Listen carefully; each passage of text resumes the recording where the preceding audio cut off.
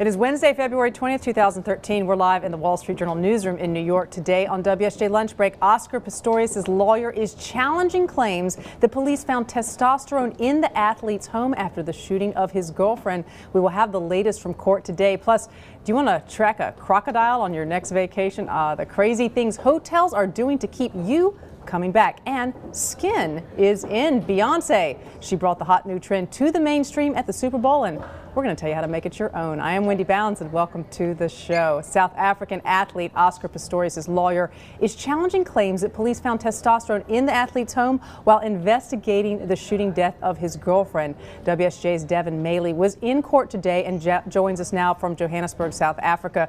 Devin, thanks for being here. A lot of back and forth in court about testosterone versus an herbal remedy. What were the two attorneys debating? What did they each say?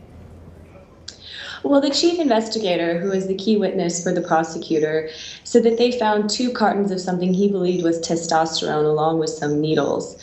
And then Mr. Pistorius' lawyer later came on and said, no, actually, it's an herbal remedy that a lot of athletes use. It's not banned. And the chief investigator said he's going to have to check that, see some photos to confirm that.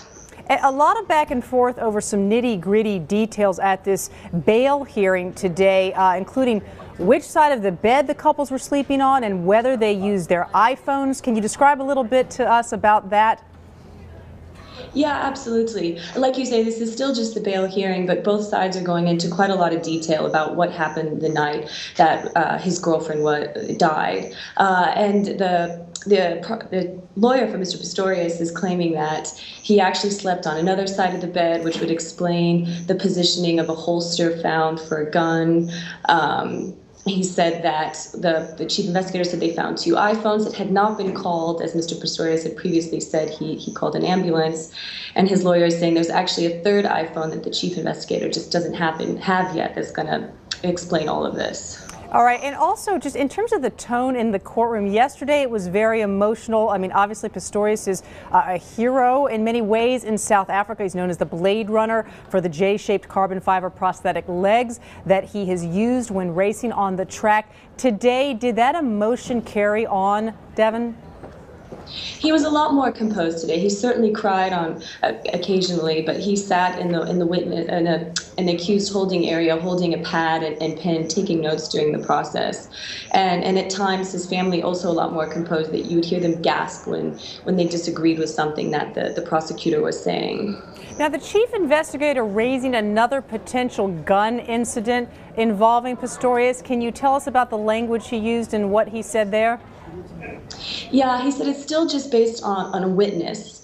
And he said a witness told him that a gun accidentally went off in the hands of Mr. Pistorius in January this year at a restaurant in Johannesburg. No one was hurt, but he said that Mr. Pistorius didn't take the rap for that, instead had a friend do so. He said that's just based on witness statements so far.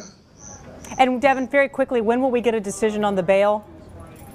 It's expected tomorrow. The prosecutor and the lawyer are going to make their final arguments, and so it's expected that the judge will make a decision tomorrow. All right, Devin Maley for us in Johannesburg, South Africa, following the Oscar Pistorius case.